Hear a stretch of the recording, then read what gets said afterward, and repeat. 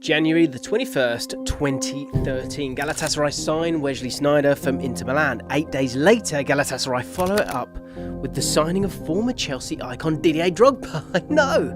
But what we didn't know at the time was that this was going to become Gala's strategy for the next decade, with 2023 becoming the pinnacle of the project, but also just the beginning.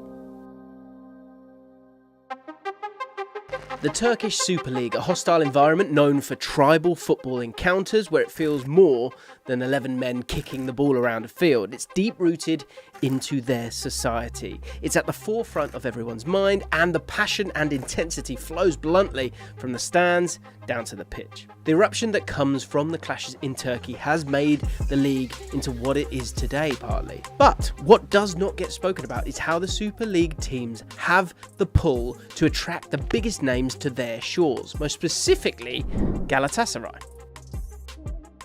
So when it comes to the summer transfer window, the big clubs in Turkey this window, they have wielded their pulling power in the transfer window and used their financial backing to attract a lot of names from the top 5 leagues. But the smaller clubs in the Super League are also getting in on the act and persuading a lot of talented players to choose Turkey over the top 5 leagues. For example, Emmanuel Dennis from Nottingham Forest, formerly of course Watford, where he scored loads of goals, has gone to Istanbul Basaksehir on loan, whilst Krzysztof Piatek, a striker who was once heralded as the next Lewandowski, has also joined them, but as a free transfer. But there's one club who have dominated this window and have set the precedent for the league, and once they set the tone, a lot of clubs begin to follow: Galatasaray. They have made the biggest splash in the window by far, and the interesting thing about these players is how much they're valued. So all of these next signings were free transfers, but wait until you see the total value of these players according to Transfer Market. You've got Tete, Zaha, Ndombele, Ziyech, total value 74 million. So to sign a total of £74 million worth of talent for free, it's pretty mind-blowing. And even more so when you consider that all of these players are aged 30 or under. And it doesn't stop there. Galatasaray have also made Mauro Icardi's deal permanent from PSG for £8 million. They've signed Davinson Sanchez from Spurs, another £8 million deal. Kerem Demirbay from Leverkusen for £3 million. And the craziest one of all, Angelino from RB Leipzig. Angelino is only on loan, but he's still only 26, and RB Leipzig spent £50 million to bring him in from Man City, and at that time he had a market value of £30 million. So if you're a Galatasaray fan, you'd surely be doing the Macarena with your friends once this news broke. By the way, if you haven't heard of the Macarena, you're young, just enjoy that. I am not. Now, I know what you're thinking. You're going, oh, Jim, why have you told me about this wealth of talent that is over in the Turkish Super League? I'm going to want to watch that. How am I going to be able to watch that? Maybe I even want to go to Turkey to go and sample this incredible atmospheres that you constantly see at these football clubs. And if I go there, how am I going to keep up to date with the Premier League? Well, don't worry, guys, because I've got you covered with SurfShark. We love you, SurfShark. We do. So what is SurfShark? I hear you scream at the top of your lungs. Well, SurfShark is a VPN. It's a virtual private network, of course. That's what it means. That keeps your online data safe by encrypting all of the data between the device and the bloody internet. We love you, SurfShark. We do. Especially when it comes to public Wi-Fi, because it keeps those pesky cyber criminals at bay. Back off, cyber criminals. We don't want your sort here. Just as crucially, if you want to watch Galatasaray, but you can only get the content by being in a different place, well, with a SurfShark VPN, you can change your real location to any location around the world. 3,200 servers in over 100 countries. That's right, you can even go to Turkey. Why not? Go on, off your pop.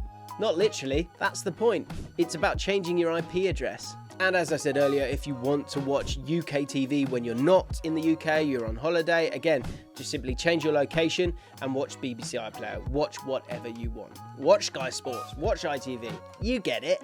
We love you, SurfShark. We do. Joking aside, masking your IP address is essential in becoming private online. A VPN ensures your city, country, and download history is not linked to your identity. And SurfShark's clean web feature blocks ads, phishing attempts, tracking, and malware, allowing you to surf the web safely. And the final thing that sets SurfShark apart and provides even more value is that you can use your SurfShark VPN on unlimited devices. So if you currently don't have a VPN, it just makes sense to go and get one so that you can watch what you want wherever you are safely. If you haven't got a VPN, you need one. Head to the description, click on the link, go to the SurfShark website and get yourself 3 months for free using my code Allcott. SurfShark offers a 30-day money-back guarantee, so there's no risk, so why not give SurfShark a go? Oh, SurfShark, we love you for keeping those pesky cyber criminals at bay. So let's have a look at how Galatasaray lined up last season compared to this year, because this was the preferred lineup last season, and you could see there was some sort of quality there dashed around the team. For example, Lucas Torreira or Sergio Oliveira in midfield. I mean, it's a great double pivot, but it's then only Icardi and a 36-year-old Dries Mertens offering some kind of pedigree, really. Whilst this squad was enough for them to win the Super League, at Atalanta last season only losing 4 matches and winning the title by 8 points, it was never going to be enough in Europe, especially when it came to the bench. The only European quality on their bench consisted of a 38-year-old Bafétimbi Gomes and a 35-year-old JaackMaate, both of which have now left the club. So what have Galatasaray become?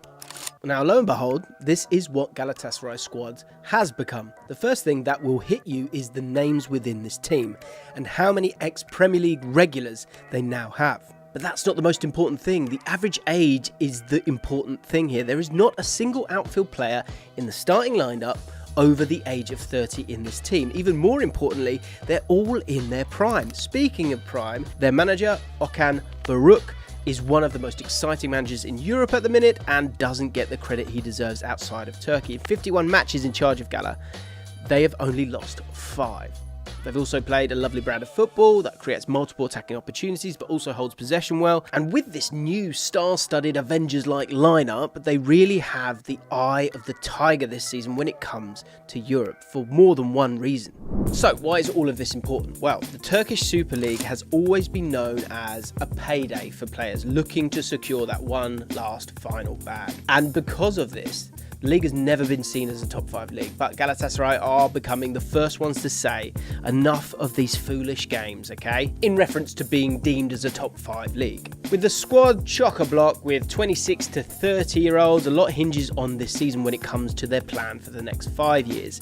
This group of players has to be successful and hit the ground running in order to benefit the club financially and to allow for this to be a sustainable model moving forward, because signing these players doesn't come cheap. They will have handed out big contracts to a lot of these guys, but also they have been able to draw them to the club with the promise of Champions League football. So winning the league is almost essential to back up their entire recruitment strategy. But if they're successful in Europe this season, who knows what they might become by this time next year. But this is such a risky game. The financial implications are heavy. It was a fiercely contested transfer window. Galatasaray Vice President Erden Timur said the 4 biggest clubs in Turkey went big in the window, with Fenerbahce, Trabzonspor, Besiktas and of course Galatasaray spending a total of £105 million between them, whilst receiving less than 70 million in incoming revenue. That's a red flag for teams who don't traditionally have the historical spending capabilities.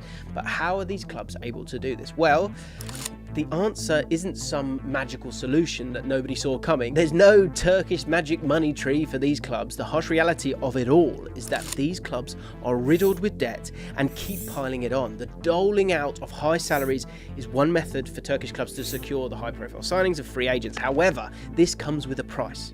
And I'm not talking about the £78 million wage bill that Galatasaray and Fenerbahce have between them. These clubs are massively running the risk of putting themselves into financial disarray, which could end in crises all over the country. Not just one club, the footballing institutions of Turkey could be at risk here, and who will be left to pick up the pieces? Nobody knows.